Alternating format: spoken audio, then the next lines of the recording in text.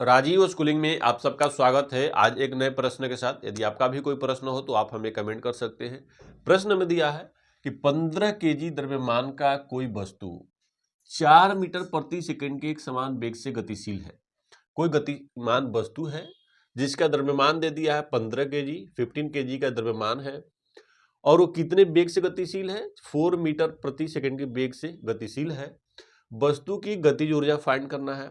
अब देखिए, द्रव्यमान दिया है, द्रव्यमान को m से प्रदर्शित करते हैं क्योंकि मास होता है और द्रव्यमान का SI मात्रक केजी है, तो लिख देते हैं 15 केजी। द्रव्यमान का कोई वस्तु है और वो क्या कर रहा है? 4 मीटर प्रति सेकंड के वेग से गतिशील है। क्या दिया है? वेग, वस्तु का वेग। और वेग को किसे प्रदर्शित करते हैं? v से। v इक्वल दिया है कितना? 4 मीटर प्रति सेकंड। लिख देंगे 4 मीटर प्रति सेकंड। वेग का हमारा SI मात्रक क्या होता है? मीटर प्रति सेकंड, मीटर प्रति सेकंड। अब निकालना क्या? वस्तु की गतिज ऊर्जा फाइंड करना है। गतिज ऊर्जा मींस काइनेटिक एनर्जी। वस्तु की हमें क्या फाइंड करना है? Kinetic energy. काइनेटिक एनर्जी लिख दिए वाट। अब देखिए, गतिज ऊर्जा क्या होता है? कोई भी गतिशील वस्तु है, उस गतिशील वस्तु में उसके गति के कारण, किसी गतिशील वस्तु में उसके गति के कारण उत्पन्न ऊर्जा गतिज ऊर्जा होती है, या गतिशील वस्तु में उसके गति के कारण जो ऊर्जा खर्च होता है उसको हम गतिज ऊर्जा कहते हैं।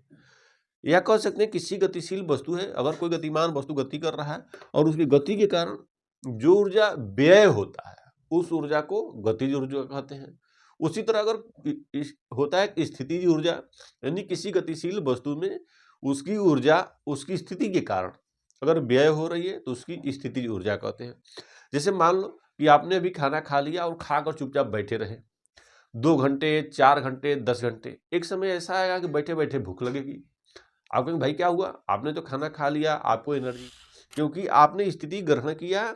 भले काम न किया हो लेकिन आपकी ऊर्जा कहीं ना कहीं क्या हुई? व्यय हुई, कहीं ना कहीं उसकी खर्च हुई, कहीं ना कहीं उसका स्थानांतरण हुआ, यानी ट्रांसफॉर्मेशन हुआ।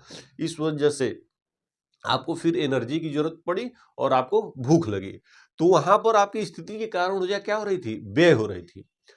उसी तरह अगर आपने खाना खा लिया और रनिंग स्टार्ट कर दी, दौड़ने लगे या कुछ काम करने लगे या भाग दौड़ कर रहे हो, तो वहां पे भी आपको भूख लगेगी, क्योंकि आपने जो भोजन किया उससे आपको जो ऊर्जा मिली वह आपकी गति के कारण व्यय हो गई। तो इस वजह से फिर आपको भोजन की जरूरत पड़ी। तो ऊर्जाएं 2 प्रकार की होती है, एक स्थितिज ऊर्जा, एक गतिज ऊर्जा। अगर गति के कारण कोई ऊर्जा व्यय हो रहा है तो उसको गति ऊर्जा कहते हैं।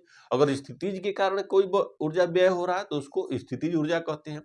यहाँ पर हमें फाइंड करना है गतिज ऊर्जा, और गतिज ऊर्जा को हम काइनेटिक एनर्जी कहते हैं। और गतिज ऊर्जा बराबर होता है हमारा क्या है? फॉर्मूला होता है 1/2 mv², मीन्स की हाफ mv² होता है। अब इनका हम वैल्यू रख देते हैं 1/2, और द्रव्यमान हमारा दिया है 15 केजी, लिख देंगे 15 इंटू v का जो मान दिया है 4 मीटर प्रति सेकेंड, इनसे 4 इंटू 4 हो गया। 2 से 2 आपका कैंसिल हो गया, बच गया क्या? 15 इंटू 4 टू जा 8, मीन्स की 120। ये क्या है? जूल। ऊर्जाएं हैं, गति ऊर्जा है, तो गति ऊर्जा का SI मात्रक आपका क्या होता है? जूल होता है। उसी प्रकार स्थितिज ऊर्जा भी है, उसका SI मात्रक जूल होता है। जितनी भी ऊर्जाएं होती हैं सबका SI मात्रक जूल ही होता है।